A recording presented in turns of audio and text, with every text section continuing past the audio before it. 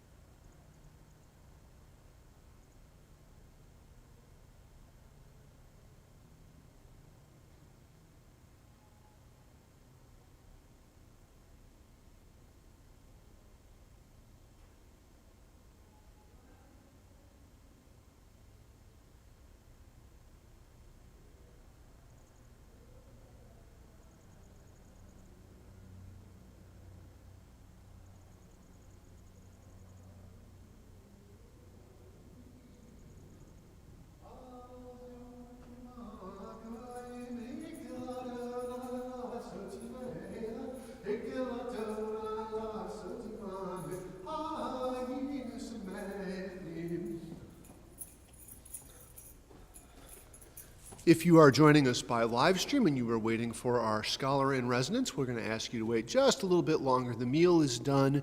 We are doing the blessing after the meal. Should take 3 or 4 minutes, depending how fast we do it. We should be starting, I think, in about 5 or 6 minutes. That's a guess, but it may be right. We're glad you joined us. We will have the program for you in the fairly near future. Thank you.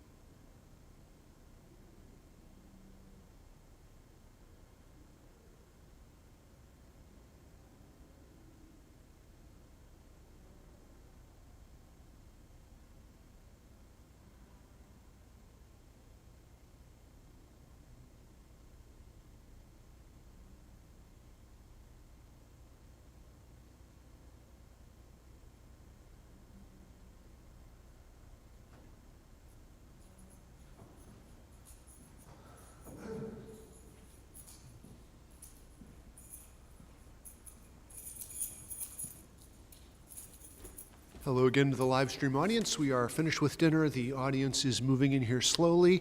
They will come in their own good time, but in 3 or 4 minutes, I hope we'll be getting close to being underway. Thank you for your patience, and we will have the program for you in just another couple of minutes.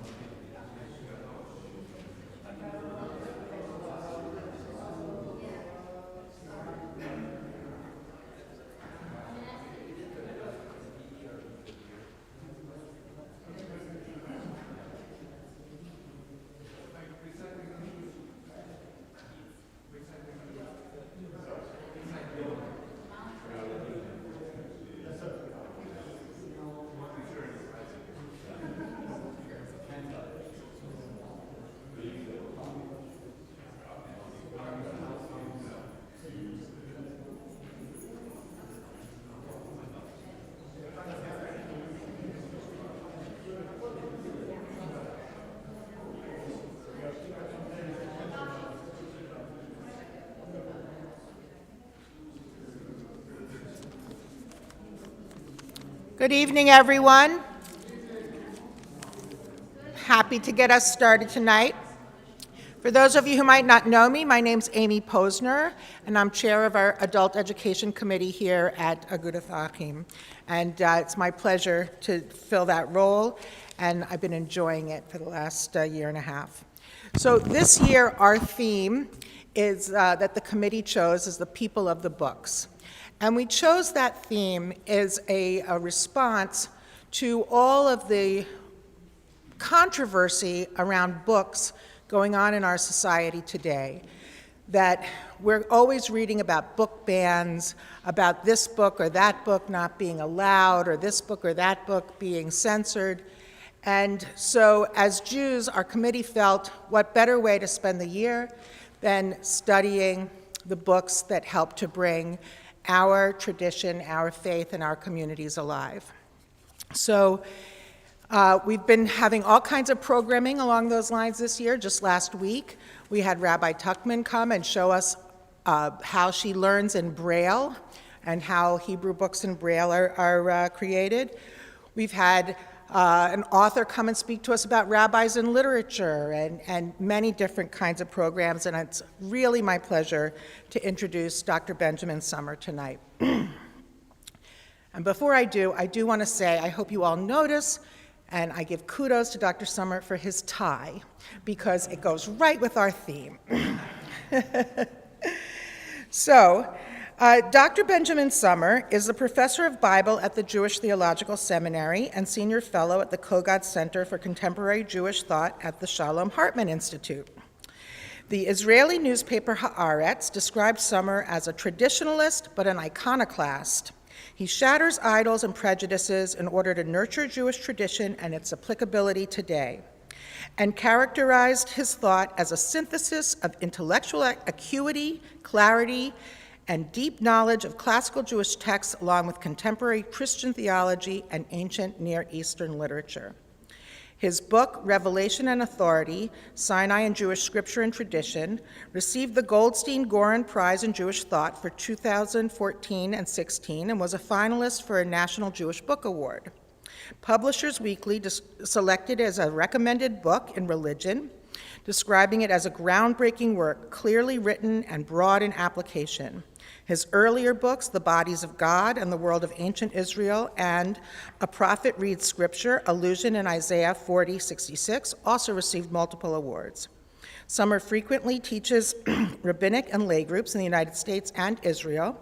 He and his wife, Jennifer Dugdale, I hope I said that correctly, are members of Congregation Beth Shalom in Teaneck, New Jersey, and his children, Avraham, Sarah, and Eliana, have attended Solomon Schechter Schools and SAR High School. So without me standing up here any further, please let's welcome Dr. Sommer.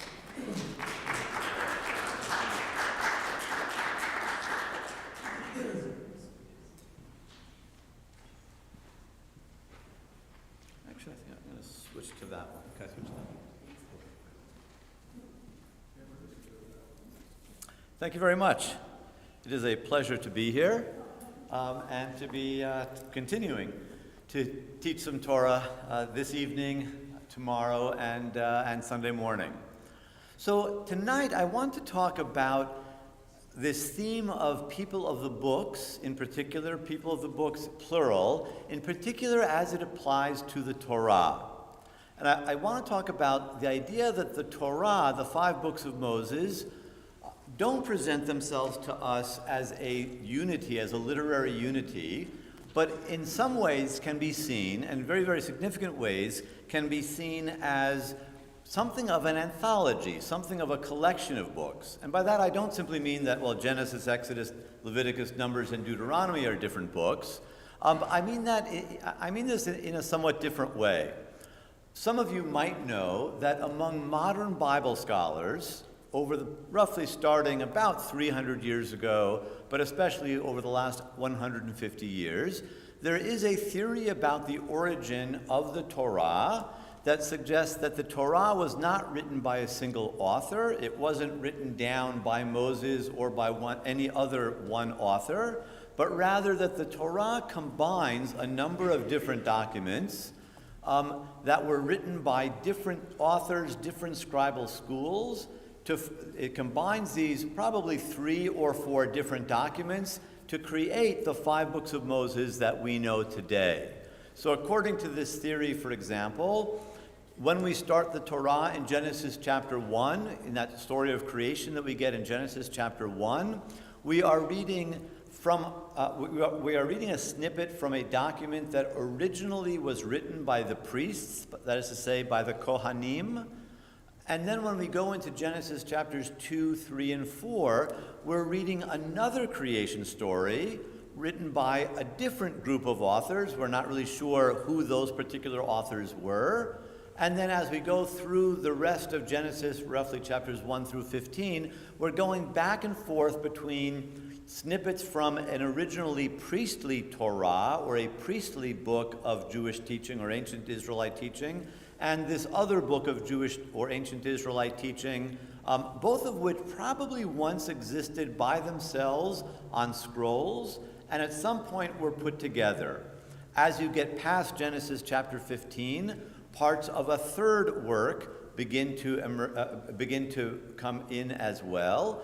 And then as you go through the rest of the book of Genesis, and then Exodus, Leviticus, and Numbers, we're going back and forth between the voices of these 3 different sets of authors, one of them priestly, another, the one that starts at around Genesis 15, actually written probably by Levites, and a third one written by some authors whose identity we're not able to know. When we get to the last book of the Torah, the book of Deuteronomy, or Sefer Devarim, we get into then a 4th document, that one written, we're pretty sure, by Levites from the city of Jerusalem, and most of Deuteronomy is thus by an author different than the 3 sets of authors that we get in the first 4 books of the 5 books of Moses. This theory, it's often called the documentary hypothesis, shows up among different scholars with some variations. Those variations needn't concern us. I think that this theory originally, was suggested by a number of non-Jewish scholars. It really crystallized especially in the work of German Protestant Bible scholars in the 19th century. But a great many Jewish scholars have adopted this theory. That is to say, we find this theory convincing, and we think that this theory explains where the Torah comes from, who wrote the Torah, who wrote the 5 books of Moses. Now, the question then comes up, well, for those of us who are religious Jews, this is a theory that doesn't agree with what most classical rabbinic texts say about the origin of the Torah. Most classical rabbinic texts from the Talmud and the Middle Ages say that the Torah was written by God, given to Moses, written down by Moses, and thus the Torah is not an anthology, but the Torah is a book. The Torah is a literary unity.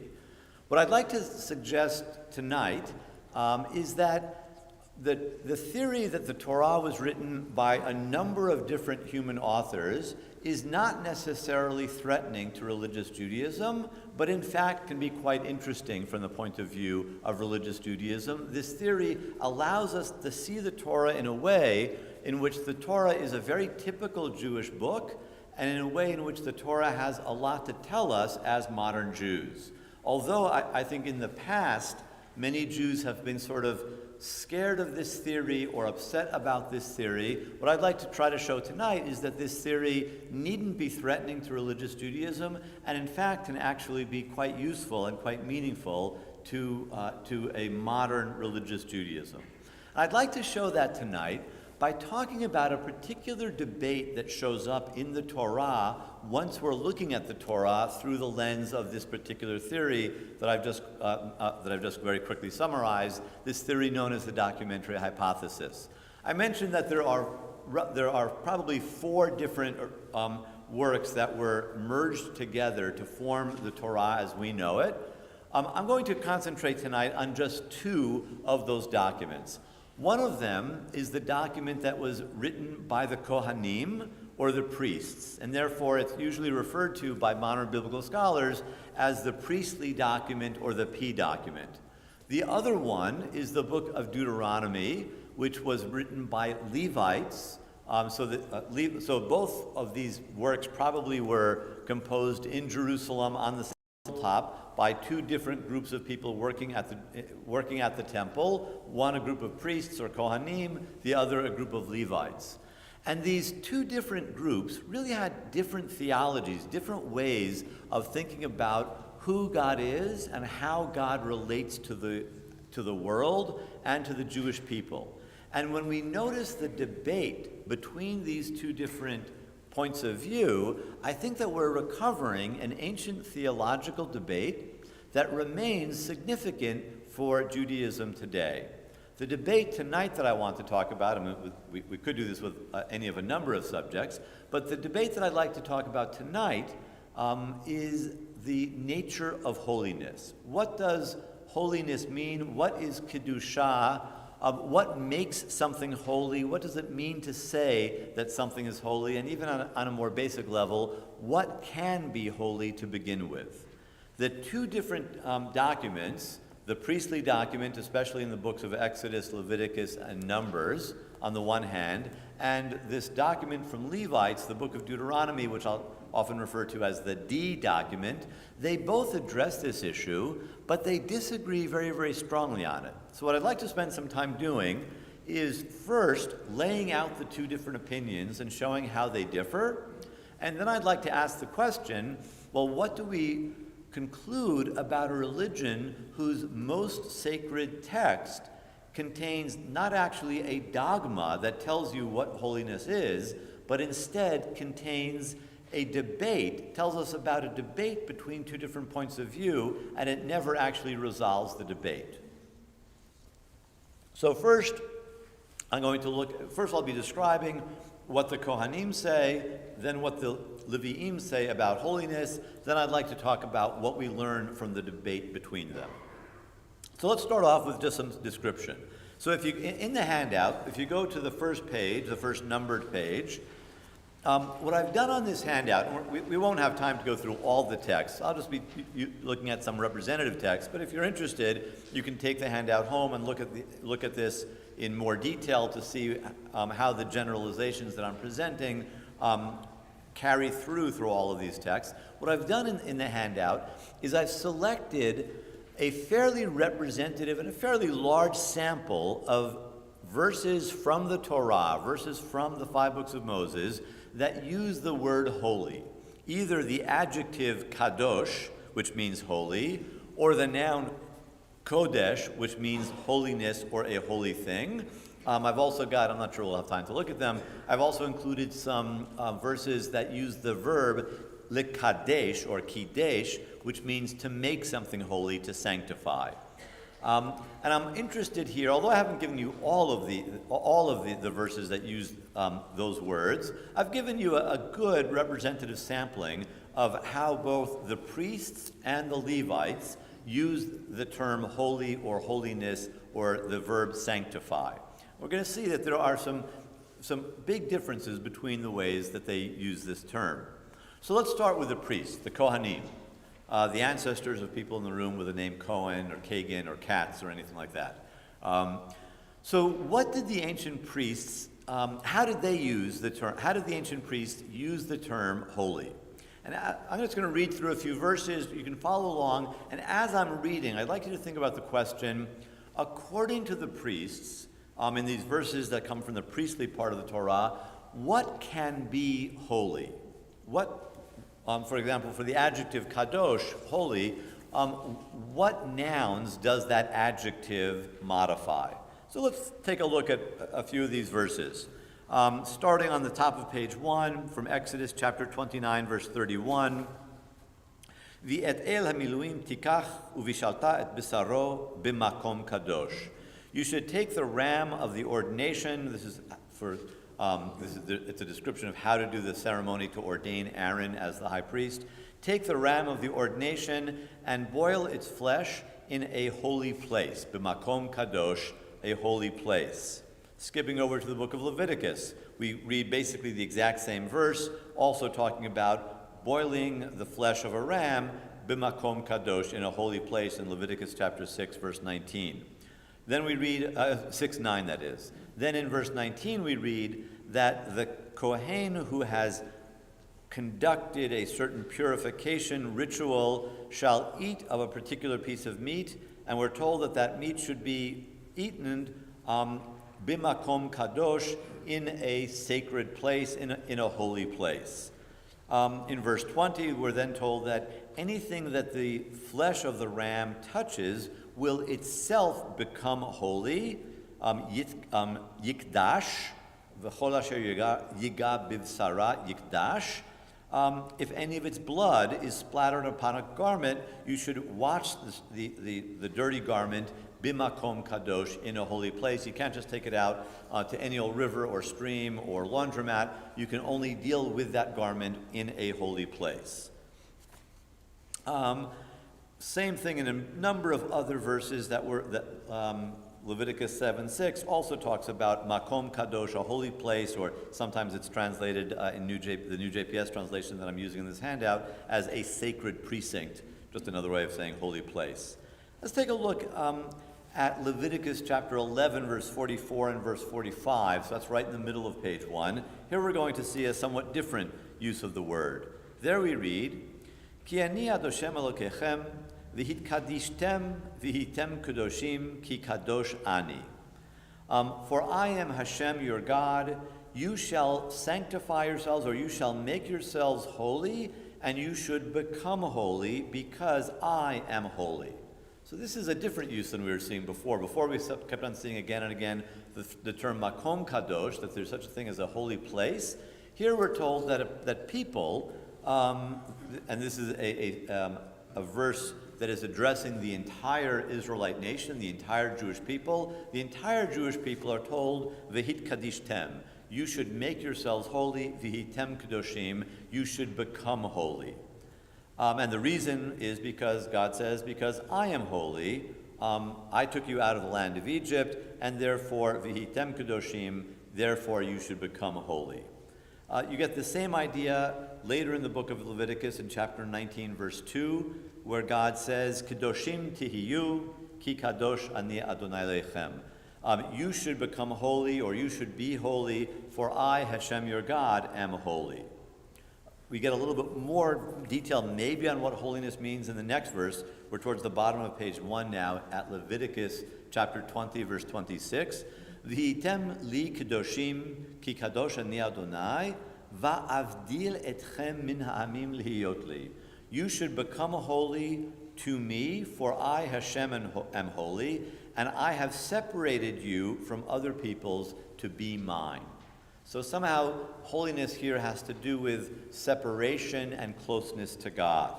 We're also told here we're at the very bottom of page 1, in Leviticus chapter 21, we're told, and here we're talking not about the Jewish people generally, not about all of the Israelites, but we're talking specifically about the priests, the descendants of Aaron, the brother of Moses.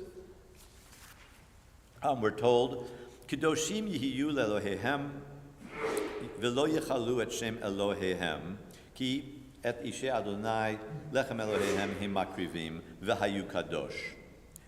They, the priests, should be holy or should become holy, belonging to their God.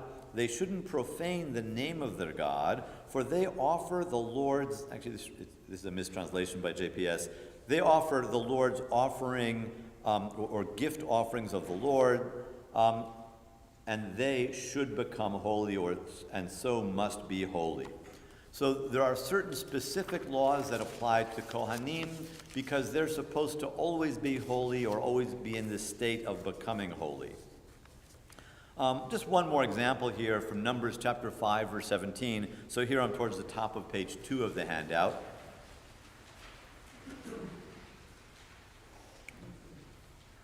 We read here in the directions for one particular ritual, V'lakach HaKohen mayim kedoshim b'chli chares.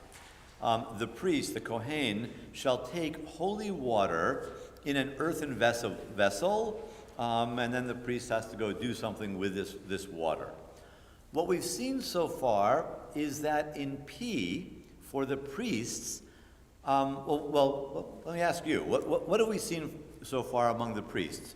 the word holiness is associated with whom? Or the adjective holy can modify, can describe what or who?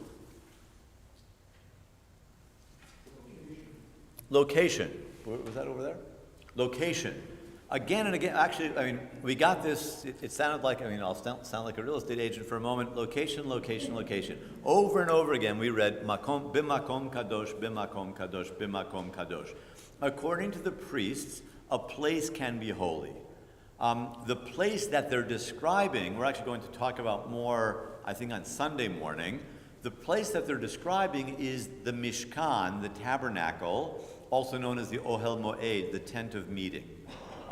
As the Israelites are going through the desert, as a large group of people, a large group of nomads traveling through the desert for 40 years, they've got this encampment.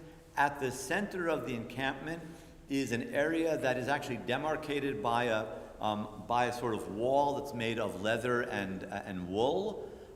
Then within that sort of courtyard that is created by this wall made of leather and wool and wood, there is then a tent structure in the middle of that courtyard. The tent structure itself contains the Ark of the Covenant. Right outside the tent structure, but within the courtyard that's created by this rectangular wall, is the altar in which the sacrifices are offered. Both the entire courtyard and especially the tent structure within the courtyard are described repeatedly by the priestly document as a makom kadosh, a holy location, a holy place. So for the priests, basically this tent structure and the courtyard surrounding it are a portable temple. It's really an ancient temple with an altar. You can do sacrifices there, but it moves through the Sinai desert as the Israelites are traversing the desert on their way from Egypt to the Promised Land. And that structure is described as being a holy place. It's interesting because there is such a thing as a holy place for the priests, but that holy place doesn't have to stand still. It's not that there's one place that is holy forever. This holiness, the holiness of space, the holiness of location, actually moves. It will move through the desert. After Moses dies, this tent will be brought into the land of Canaan, into the land of Israel, the Promised Land, and eventually, about 500 years later, it will settle down in a way and be replaced by the temple in Jerusalem. But for a good 540 years, there is sacred space, but it actually is portable. It doesn't stay in one location, and then it does settle down in Jerusalem on the Temple Mount. So first of all, for the priests, space can be holy, though interestingly, that space that is holy is movable. What's holy today isn't necessarily going to be holy tomorrow for the priests. But space or place, location, can be holy. What else? People. People can be holy, and that comes up in the verses we looked at in two different ways. One way that people can be holy is a reference to the Israelites as an entire nation, and the entire nation, we're told, should strive to become holy. V'hit kadishtem. You should make yourselves holy. Vihitem kadoshim. You should become holy. What's interesting about the language there is, excuse me, that the priests don't describe Israelites as automatically being holy. Rather, the priests describe the Israelites as commanded to become holy. Holiness is something they don't automatically have, but they're supposed to strive to become holy. It doesn't seem to be simply an essential quality of an Israelite automatically. It's an aspiration that the Israelites are supposed to move towards. And if you look up these verses in their context in the Torah, the way that they do so is by observing the law, by eating these foods and not those foods, by making sure to bring the right sacrifices at certain times, by treating people in certain ways, by not treating people in certain unethical ways. Those are ways that they become holy. So this seems to be a little bit different than space. Location, Location can be just automatically holy. There are places that are simply described as makom kadosh, the holy location. Wherever the tabernacle, the mishkan, is located, that is by definition a holy space. For people, for the Israelites, it's not automatic, but it's a goal that can be worked towards. The other people who are described as holy are the priests, the Kohanim, a subset of the Israelites. They too are told that they're supposed to become holy, but if we were to go through all of the verses describing them, they seem to be described a little bit more readily as just having holiness. I think probably because the priests work in the sacred location. That's actually where they do their job. So unlike most Israelites, they spend a great deal of their time in the Makom Kadosh, in the sacred location, and I think somehow that begins to rub off on them, and so they're achieving holiness probably more frequently than the average Israelite. So people can become holy, and especially priests can become, or are supposed to become holy. We saw one other use of the term holy. What else did we see? Sacrifice. The sacrifices themselves, were they actually described as being... I'm sorry? Yes, certain sacrifices are described as being more holy than others. For the priests, actually, it's not just that certain places can be holy, but certain places are holier than other places, and a place that is holier than another place is Kodesh Kodashim, relatively speaking. It is holy of holiness. And sacrifices also can be described as being Kodesh Kodashim. They get the status of being especially holy, and a sacrifice consists of a thing.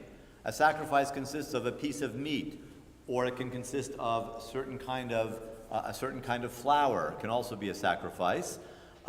So there we're seeing that things can be holy. An object can have holiness. We also saw that in the last verse that we looked at, where we read about Mayim Kedoshim, holy water. There's some water out there in the universe that is just regular water. That's like 99.999% of the water. And then there's a tiny, tiny little bit of water that's in the Mishkan, that is in the tabernacle, and though that water is Mayim Kedoshim, holy water. We could also go to a couple of other objects, including just like earthenware vessels that are used in the sanctuary, in the tabernacle. Those also can be holy. So things can be holy, which in a way I suppose is sort of similar to saying that place can be holy, location can be holy. Let's go take a look now at the way that the book of Deuteronomy uses the adjective kadosh. So we're in the middle of page 2 now, and you'll see first of all that I've got far fewer examples from the book of Deuteronomy. The truth is that the adjective kadosh shows up only a handful of times in the book of Deuteronomy, whereas for the priests in the books of Exodus, Leviticus, and Numbers, the adjective kadosh shows up much, much more frequently. If anything, when you compare page 1, which is pretty long, and even at the top of page 2, we're looking at P examples of the adjective holy. When you compare that to the adjectives from the book of Deuteronomy, if anything, I'm understating how much more frequently the priests use the word holy as opposed to the Levites who wrote Deuteronomy. So let's look at a couple of verses in Deuteronomy in which we see this adjective. So in the middle of page 2, from Deuteronomy chapter 7, verse 6, we read the following. Ki am kadosh ata l'Adonai Elohecha, bicha bachar Adonai Elohecha liyot lo la'am segula mikol ha'amim asher al panei ha'adama. For you are a holy people, or you are a holy nation, belonging to Hashem your God. Out of all the peoples on the earth, Hashem your God chose you to belong to him as his personal possession, or as his treasured people. Let's go on to another example in chapter 14, verses 2 and then 21. The exact same phrase. Ki am kadosh ata l'Adonai Elohecha uvachar bachar Adonai lihiyot lo la'am segula. Almost the exact same phrase. For you are a holy nation belonging to Hashem your God. Going a little further in chapter 14, Lo tochelu kol nevela, lager asher b'sha'arecha titnena. You are not allowed to eat any meat from an animal that died a natural death. You can give it to the stranger in your community to eat, or you can sell it to a foreigner, but you're not allowed to eat that. Why are you not allowed to eat what's called nivela, meat from an animal that died a natural death? Ki am kadosh ata ladonai Elohecha. For you are a holy nation belonging to Hashem your God. Lo tivashel gedi b'chalev imo. You shall not boil a kid in its mother's milk. So we're seeing in these two uses, or these two examples, these two different chapters, three different verses, what are we seeing here, and how does it compare to the way that the priests use the adjective kadosh? Who or what can become kadosh, or what can be kadosh, and what isn't mentioned? And as I say, this is actually there's only one other verse where we get the adjective kadosh in Deuteronomy. I'm giving you most of the data here, so you can come to a conclusion on the basis of this data. What is holy according to Deuteronomy? The entire nation. The entire nation Israel, the entire Jewish people. And it doesn't say that the entire Jewish people should strive to become holy. Here, holiness is not an aspiration for the nation Israel, it's just a fact. Ki am kadoshata, for you are a holy nation. The nation is holy. There seems to be something that just inheres in Israelites or in Jews, and they simply are, it is simply, as it were, an empirical fact that they are holy. We're not told how they're supposed to become holy or that it's an aspiration. We're just told that they are holy. And we don't get any reference to what here? Leviticus in the beginning, and it hints it again. Oh, in Leviticus, we have that idea that Leviticus, that's material that's written by the priests. In Leviticus, the Israelites aren't automatically holy. They're supposed to aspire to become holy. But when we go to Deuteronomy, written by a different group of authors, the Levites, no, it's just stated as a fact. There's no aspiration here. It's just a fact. They are holy. The Israelites are holy. But what doesn't Deuteronomy describe as being holy? Location, space.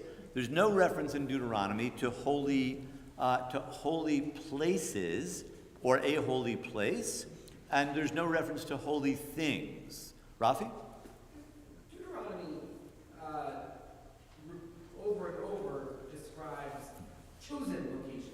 Yes. And I noticed that the language of chosenness is deeply connected to the quality that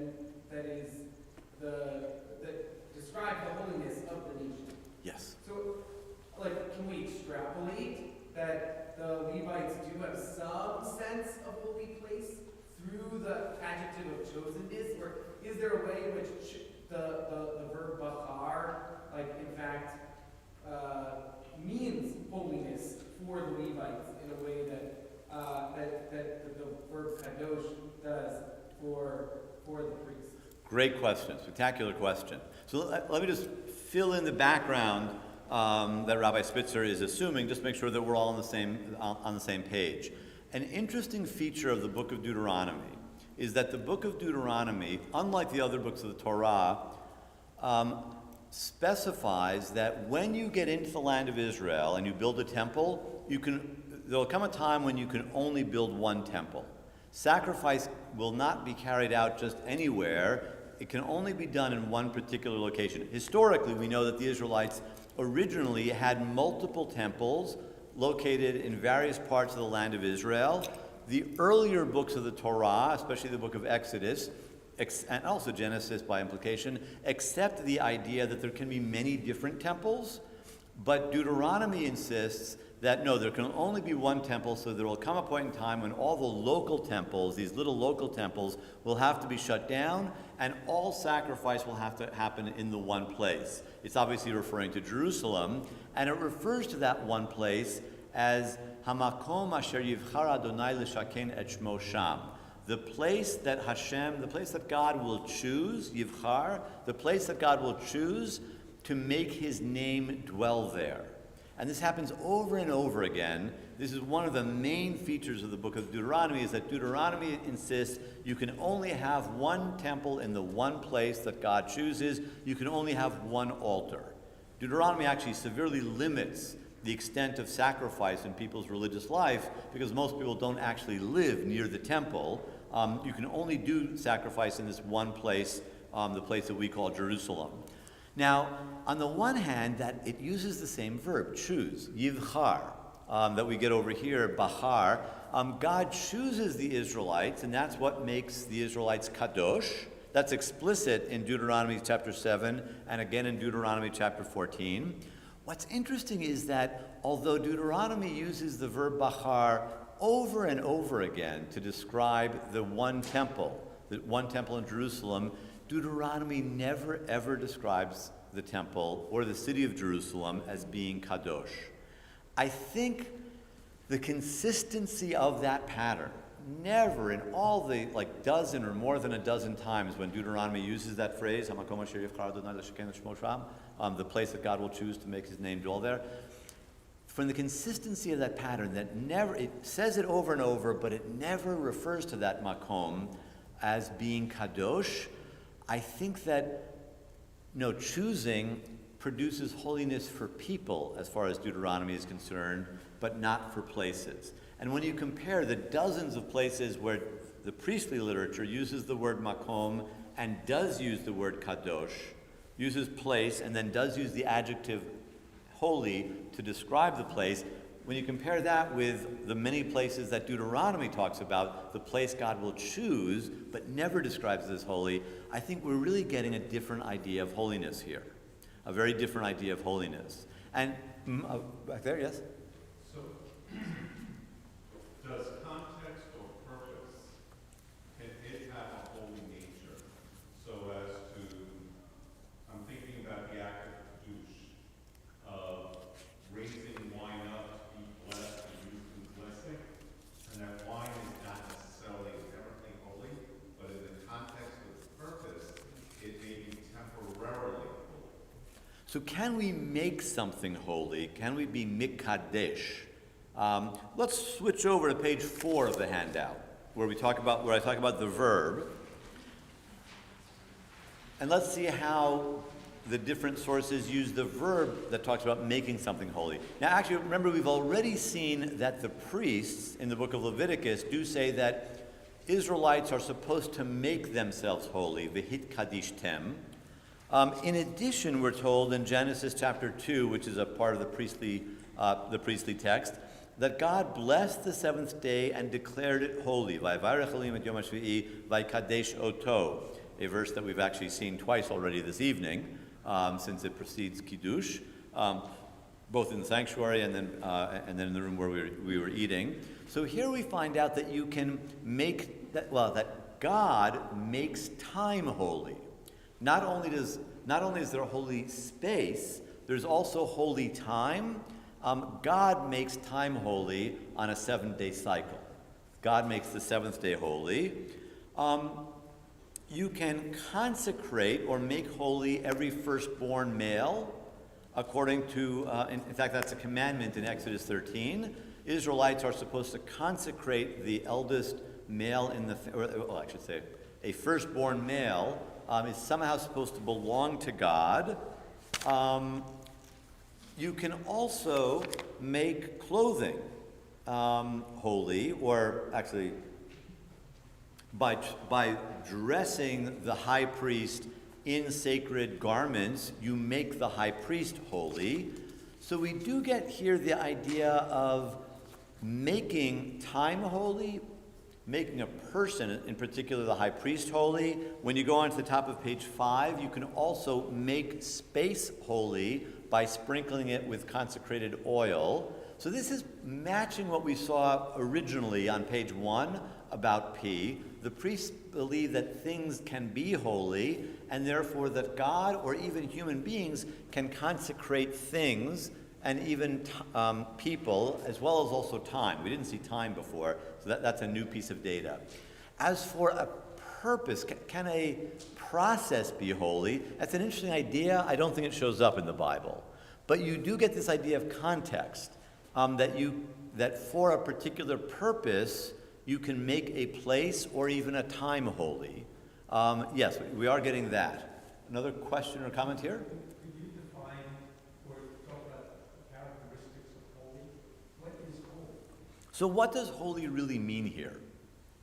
I'm going to hold off. I'm going to hold off on that for a second. I'm going to hold off on that by a second. I want to talk about one other issue, and then I'm going to come back to that question. So there's a very big difference between the way the priests and the Levites use this word holy. For the priests, it applies to place, it can apply to time, it can apply to things. It only applies to people aspirationally. For the Levites in the book of Deuteronomy, it automatically applies to people, and it doesn't seem to apply pretty much to anything else. It only applies to Israelites. Israelites are holy, and place, on the other hand, is not holy, even the place of the temple that Deuteronomy really emphasizes. Why is there this difference? I think that this difference has to do with how they're imagining the presence, or I'd rather say how they're perceiving the presence of God, how they're understanding the presence of God. And here, okay, this would be a whole different topic for a whole series of adult ed lectures that we're not doing this weekend.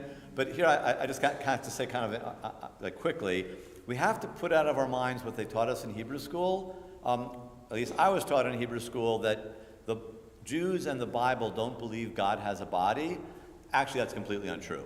The Bible almost always assumes that God is, in some sense, a physical being, in a sense that differs from our physicality, but God is, in some sense, a physical being who can be located in a particular place at a particular time. The idea that Jews don't believe that God has a body doesn't really become standard until the Middle Ages with the rise of Jewish philosophy, first of the philosopher Saadia Gaon, and then especially in the work of Rambam, the Maimonides. And Maimonides has this big argument against basically almost everyone who preceded him in Jewish thought. And Maimonides insists, no, God doesn't have a body. Maimonides wins that argument so decisively that now when we look at the Bible and we see lots of evidence that the biblical authors and rabbinic authors assume that God does have a body, we tend not even to notice that evidence because we've all been kind of brainwashed by Maimonides. But the truth is the Bible does assume that God has some sort of body which is located somewhere, and the priests who wrote the priestly document and the Levites who wrote Deuteronomy, they talk about that body in different ways. The priests believe that God actually wanted to come in a physical way, or in some sort, really more as an energy than as a body. God wanted to come and dwell on the planet Earth among human beings. And in fact, I think that for the priests, that's one of the main reasons that God chose Abraham, Isaac, and Jacob, because the purpose of the Jewish people was to bring God's presence, God's literal presence, onto the planet Earth. We're actually going to talk about that more on Sunday morning. So the priests believe that God actually left heaven and came to dwell on the planet Earth in the tabernacle, in the Mishkan, and then later in the temple in Jerusalem. The authors of Deuteronomy also assume that God has a body, but the authors of Deuteronomy insist that God's body never comes to dwell on the planet Earth. God's body is never in this world. God's body is always in some other world up above that blue stuff that you see during the daytime. And so God's body is completely, to use a sort of a fancy religious studies term, God's body, or God, is transcendent. God is always outside the world that God created. God knows everything that's happening in the world, and God can do things in the world, and God cares about the world, but God doesn't live in the world. The priests believe, the people who wrote these passages in Exodus and Leviticus that we've been looking at, they believe that no, actually, God wanted to dwell among God's creatures, and so God, for about 1,000 years, came and lived in the world, in the Mishkan, and then later, that is in the tabernacle, and later in the Beit HaMikdash, in the temple in Jerusalem. I think that what these ancient authors mean by the word holy, one one main aspect, probably the main aspect of holiness, was it's something that rubs off from the presence of God, so that for the priests, a holy place is actually the place where God lives. God lives in the Holy of Holies, the back room of the Mishkan, of the tabernacle. Therefore, the tabernacle tent and the entire courtyard surrounding the tent are holiness. Essentially, they're irradiated by God's holiness. The mere presence of God radiates holiness to things that are nearby. Israelites are encouraged to come near to God, and therefore they should try to make themselves holy. The priests who work in the tabernacle on a regular basis, I think they achieve a higher level of holiness than the rest of us Israelites or the rest of us Jews, because they're probably irradiated by that radiation that comes from God that produces holiness. I think Deuteronomy has a similar picture. Deuteronomy thinks that the presence of God makes things holy, but Deuteronomy doesn't believe that God is actually present in the temple in Jerusalem. Deuteronomy thinks that the temple in Jerusalem is simply God's mailing address on earth, but God lives up in heaven, and therefore the temple is not actually holy. God chose that location to be where the temple should be, but God isn't actually there, and therefore the building or the soil or the location is not actually holy. But Deuteronomy does say the Jewish people are holy. Apparently God just by fiat, by God's decision, just designated this group of people as holy, and that just became miraculously a fact. Even though God lives up in heaven, this group of people down here on earth are holy. So I think there's other aspects of holiness, but I think the basic idea is a certain closeness to God or godliness. Holiness is just some aspect of divinity that rubs off on people or places or things that are next to God. The only time Deuteronomy ever describes a place as holy is over on page 4 of the handout, in the middle of page 4.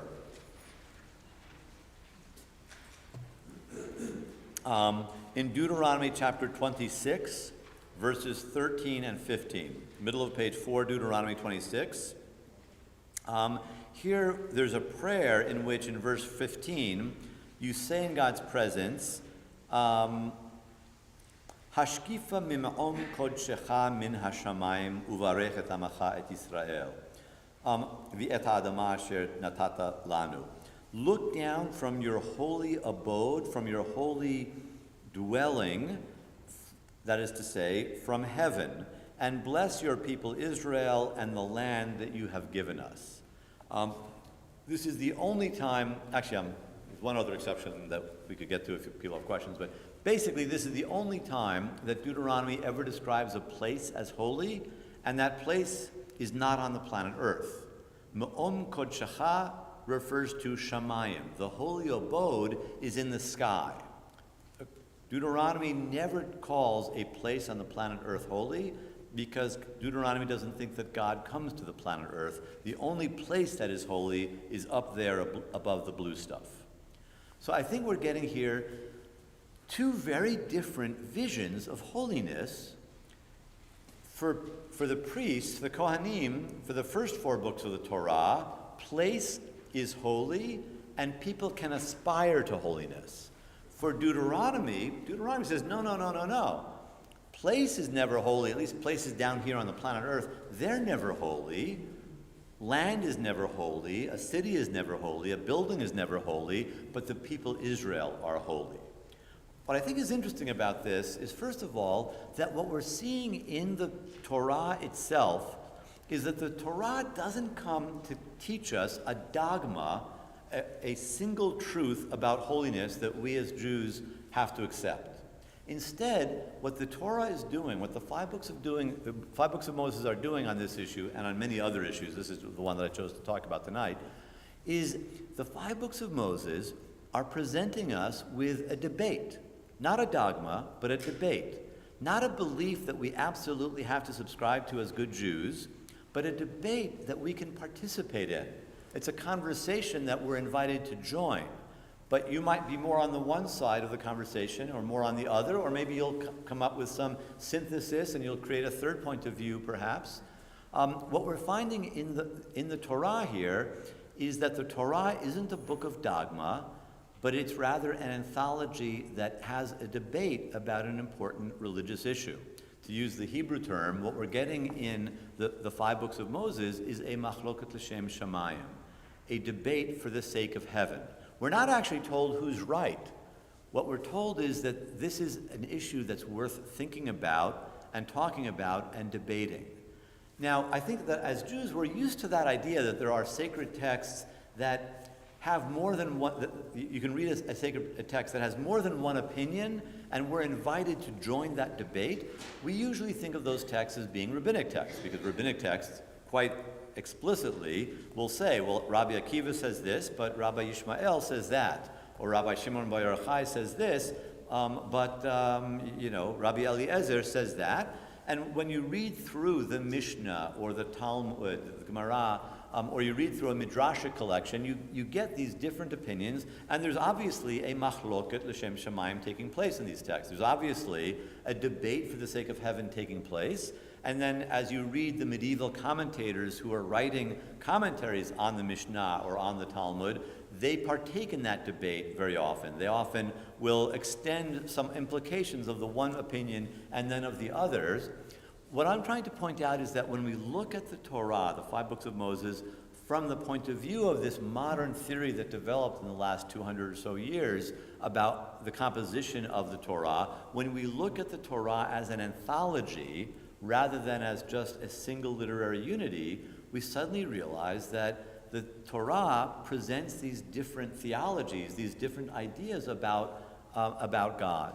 So in a way, the first thing that I've been trying to do tonight is I've been trying to show that when you understand the Bible from the point of view of modern biblical scholarship, from the point of view that says, no, it's not by any one author, it may not actually be by God, but it's by a number of human beings who are trying to understand how God relates to the world, you understand that actually the Torah is a very typically Jewish book. The Torah turns out to be, actually, dare I say, the first work of rabbinic literature, by which I mean the first work that gives us more than one voice talking about major religious issues that invites us to take part in the debate. It's not that we as Jews have to accept this dogma or that dogma, but that's not what a good Jew is. A good Jew is a person who participates in this conversation. I think it's also interesting that the Torah gives us these 2 different views of holiness, because each view shows up later in Jewish history, and I think either of these views by itself would become dangerous, but when it's tempered by the other point of view, maybe some of that danger is at least mitigated. What do I mean by this? Well, the idea, well, actually from a very contemporary point of view, this is actually a really major issue. Is there such a thing as holy space? Is there such a thing as a holy land? Interestingly, although the priests say yes, there can be such a thing as Makom Kadosh, there can be therefore a holy city or a particular hilltop that is holier than everything else. Deuteronomy seems to say no. Deuteronomy repeatedly talks about that same city, talks about that same hilltop where the temple would one day be built, and Deuteronomy adamantly refuses to refer to it as holy. We're getting 2 different points of view, one saying that land can be holy, the other saying that land itself cannot be holy. We're also getting 2 different points of view about the Jewish people. Deuteronomy just says Jews are holy. You almost might say that from Deuteronomy's point of view, maybe it's part of their genetics. And actually, I think that there are later Jewish thinkers. I'm thinking here of the medieval philosopher Yehuda Halevi. I'm thinking here of the Alter Rebbe, the first Chabad Rebbe, the first Lubavitch Rebbe. They really do seem to think that Jews are just born holy. It's almost like it's almost part of the DNA. And it's a very problematic point of view, especially with the way that Yehuda Halevi deals with it. Halevi's way of dealing with it doesn't seem to really fully understand that, well, what about converts? What about people who chose to be Jewish? I think Chabad, they understand that, they solve that problem. But in Yehuda Halevi, it's actually a very problematic point of view. On the other hand, Leviticus says, no, the Jews aren't automatically holy. Jews are just people who are supposed to strive towards becoming holy. And when you look at how Deuteronomy and Leviticus then talk about observing Jewish law, they actually talk about it in a very different way. They actually sometimes have the same laws. I mean, when it comes to kashrut, they have almost the exact same, word for word, the same list of what's kosher and what's not kosher. But when Deuteronomy talks about it, I'm sorry, I'll start with Leviticus. When the priests talk about observing law, you're supposed to observe the law because the law is a means to an end. The law is what allows you to become holy. You're not automatically holy, but if you really are observing the law carefully, then you're succeeding at becoming holy. And if you stop observing the law, then you're no longer succeeding at becoming holy. Holiness is not something that you ever achieve permanently. It's just something that you're able to access by observing the law. So for the priests, the law is central because the law is a means to the crucial end. In Deuteronomy, it's actually the other way around. In Deuteronomy, you're just automatically holy. That's just a fact. If you're an Israelite, you're holy whether you like it or not. But it's a good thing to be holy, and you should respond to the fact that you're holy by observing God's law. So in Deuteronomy, the holiness comes first, and observing the law is a proper, polite response to the person to the being who granted you holiness. So it's not that holiness is the means to an end like it is for the priests. Holiness, rather, is simply a fact. I'm sorry, I said that wrong. It's not just that observing the law is a means to the end. That's the way it works for the priests. But for Deuteronomy, no, observing the law isn't a means to an end. It's a response to the fact of your holiness. It's an appropriate way of thanking God for having made you holy. Deuteronomy and Leviticus agree that the law is absolutely central, but they have very different ways of conceptualizing what the law is. Is it a response to a fact, or is it a means to trying to achieve that fact temporarily? I think that either one type of point of view by itself could become dangerous. And indeed, I think in 20th century Judaism, in the last half of the 20th century and in the first part of the 21st century, we see examples of Jewish racism that sees Jews as better than other people. We also see examples of people who think that the land of Israel and the city of Jerusalem are holy, and therefore, maybe in some ways that the land of Israel or the city of Jerusalem kind of gives us a license to kill. I think that, among people like Meir Kahana, Yimach Shmo, and other people who follow that kind of way of thinking, you see these kind of ideas of holiness taken to an extreme that make them terribly, terribly dangerous. The Torah, interestingly, though, I think tries to inoculate us from that danger, because the Torah not only includes the P view of holiness, the Torah also includes the D view of holiness, which undermines the P view of holiness. And the priestly view of holiness undermines the Deuteronomy view of holiness. When you have a sacred text that doesn't give you a dogma, but instead gives you a debate, that means that this is a sacred text that is at once presenting sacred ideas, important religious ideas, but also undermining them at the same time. And I think a religious document or a religious tradition that in some ways is self-undermining, that's actually a very, very useful kind of religious tradition, because if we're really, truly loyal to the debate, then we should really never adopt the one or the other theological idea fully. We should never fully embrace something. I dare say that from the Torah's point of view, emunah shlema, perfect faith, perfect belief, which is a phrase that comes up occasionally in some medieval Jewish literature, perfect faith is probably not a good thing.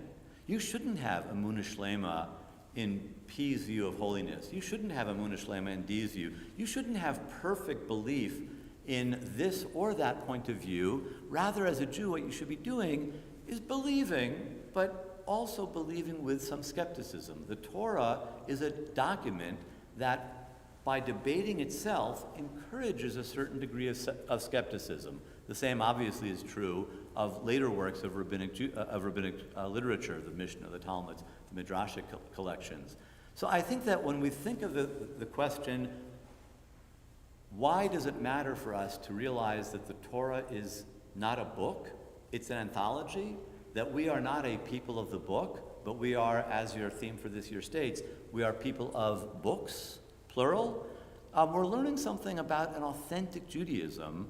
I think an authentic Judaism avoids a certain degree of fanaticism, a certain degree of dogmatism, because an authentic Judaism should always be in debate with itself, and a religion that's debating with itself would, I hope, become a less dangerous and a healthier religion than a religion that claims we've got the book, and therefore we've got the one truth.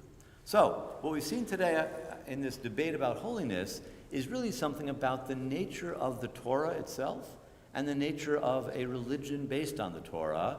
I think that in modern Judaism, this is actually a very, very important and a very useful lesson. I think we've got probably time for, do we have time for a couple of questions or questions, reactions? I mean, we'll be coming back to this theme, especially Sunday morning, but some first questions or reactions, I'd love to get them. Mm-hmm. I'd be interested to know, like, when the time frame of the writing of the Torah hasn't really seemed like when the prophets were in the land. The prophets very much talk about, like, very conditional, right? The prophets, I'm sorry? The prophets are very conditional. Like, you are holy only if you follow my laws. Like, if they walk away, if people walk away from the laws, they get taken away by the Persians or the Syrians. Yeah. I think, though, among the... Can you repeat the question? Oh, so the question, thanks, Ron. The question is, well, when was the Torah written, especially in relation to the prophets, to the Nevi'im? Because when you go through the prophets later in the Bible, Isaiah, Jeremiah, Ezekiel, Hosea, and so forth, things are always very conditional. The people can be punished by exile, by being taken out of the land of Israel, and so there doesn't seem to be so much an idea of like automatic holiness. Everything is very much, the sentence begins with a big if. If you observe my law, you can stay in this land. The truth is actually, though, that even in Deuteronomy, which says you're automatically holy, Deuteronomy also has a big if. Deuteronomy in chapter 28 says, if you obey this law, if you respond to your holiness in the proper, polite way, then God will bless you with safety and agricultural prosperity. But if you don't, things are going to get ugly. And then Deuteronomy chapter 28 at great length describes how you'll have a horrible life in the land, and if you don't repent in time, you'll actually be kicked out of the land of Israel, you'll go into exile. So even Deuteronomy is very into conditionality. The word im, in all seriousness, if you look up the word im, it shows up very, very often in Deuteronomy. I mean, if you think of the second paragraph of the Shema prayer, the Deuteronomy chapter 11, V'haya im shamo tishmu mitzvotai. If you obey me, here's what's going to happen, but if you don't, here's what's going to happen. So I think you see it, even in the Torah, you do get that idea, and actually, if anything, especially in Deuteronomy, but also in Leviticus, you do get that idea of conditionality.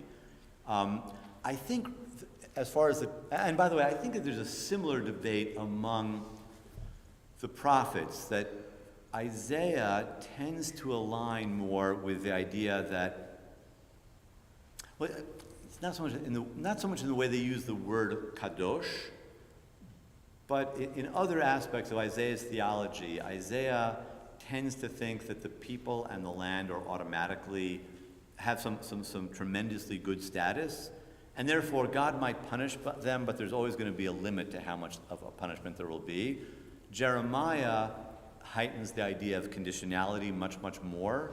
So I think when you go into the prophets, you see not the exact same debate. It's not really around the term kadosh, but you see a somewhat analogous debate taking place.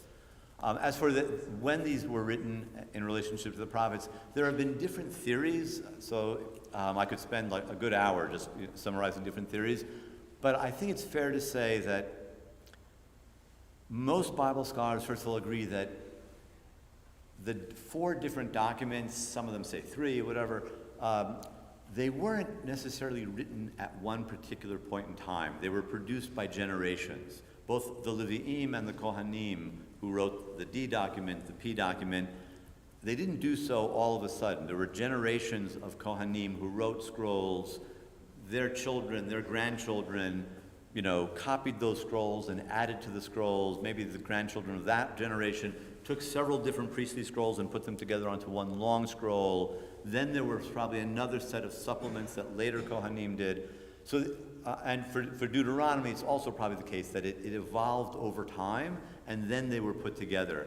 So just as there were prophets in the 8th century, but also in the 7th and also in the 6th century, so too I think that these different documents, the oral traditions that they're based on, go all the way to the end of the Bronze Age, so we're talking 1200 BCE.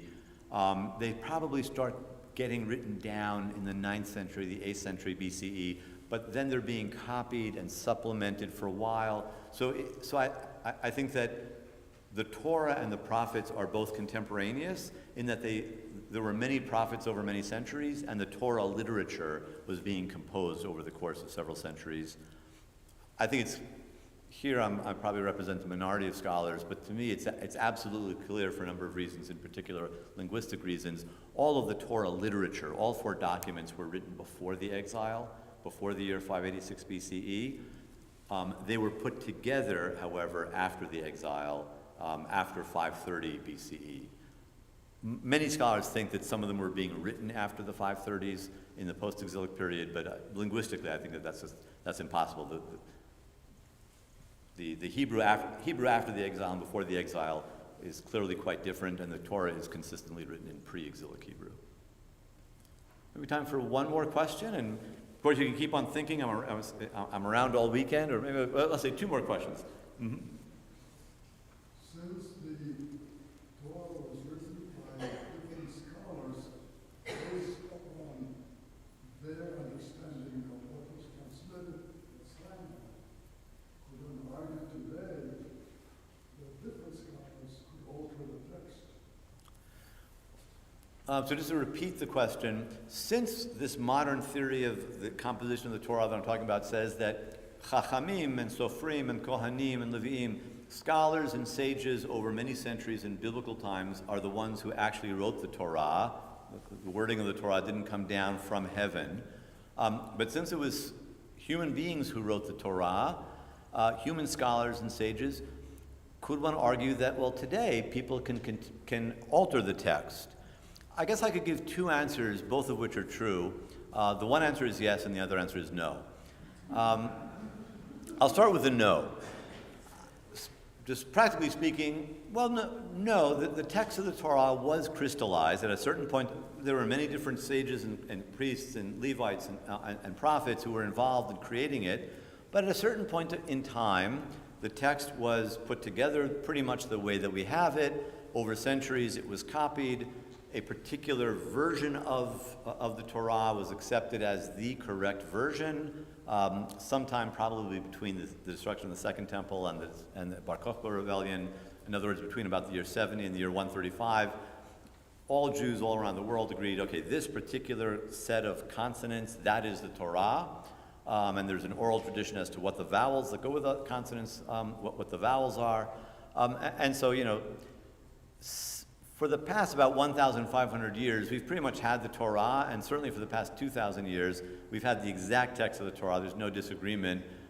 Whatever else, there are others. There's other synagogues in this area we could go, and we could find some of them have a mechitza, and some of them have this, and some of them have that. We do things differently, but the Torah scroll and the Ark, whether you go to a Reform or an Orthodox or Reconstructionist shul or a conservative shul, the Torah is letter for letter the same. So just as a fact, no, we can't rewrite the Torah. It's, any more than we could, rewrite Milton's Paradise Lost or Shakespeare's Hamlet. Hamlet's Hamlet.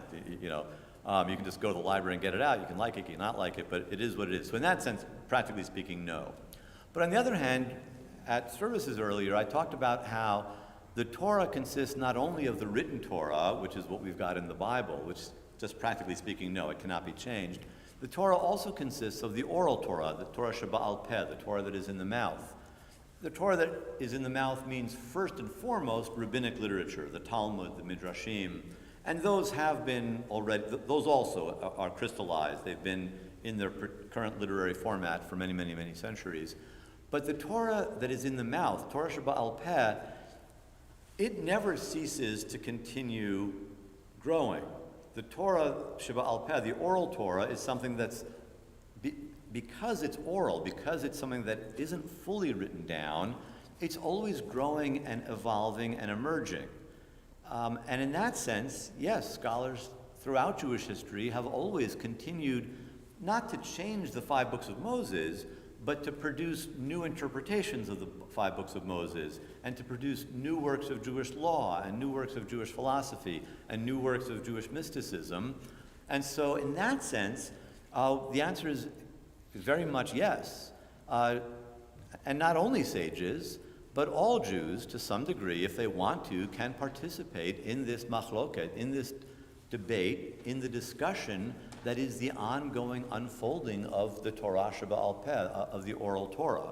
There is a famous teaching that shows up in a number of places in rabbinic literature that says that what was revealed to Moses at Sinai was the written Torah and also the oral Torah, and this Torah included all Torah from all time. That is to say, Moses heard at Mount Sinai what an experienced scholar would say, would teach in later generations. Furthermore, Moses also heard Mashe Talmid Atid Lish'ol et Rabbo. Moses heard the questions that that a student would later ask of his master, ask of his rabbi. So according to that definition of Torah, the question that you just asked me, Moses heard that question. Moses knew that you were going to ask that question. Moses heard that at Mount Sinai, and the question that you just asked, yes, that is Torah. So in that sense, in a very, very important way, the answer to your question is yes. Torah continues growing. Scholars and sages continue adding to Torah, and not only scholars and sages. Any Jew who asks a question in a Jewish setting is also contributing to Torah. And Torah consists not only of answers, but also of questions. So in a very, very significant way, the answer to your question is yes. Okay, so I think we'll take it that far, but we can keep on thinking about these themes. We're sticking on different aspects of this same theme. It's actually quite nice that your question really related my lecture just now to the Devar Torah that I gave during services. I hope that that'll continue happening, and I'm around for the weekend and available for questions. Toda rabah. So thank you to Dr. Summer.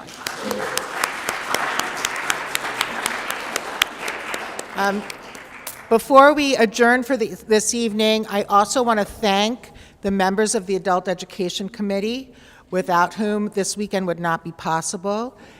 Gary, Mary, Andy, Mishka, and the rabbi. And did I miss anybody who was here that I didn't? I said Gary.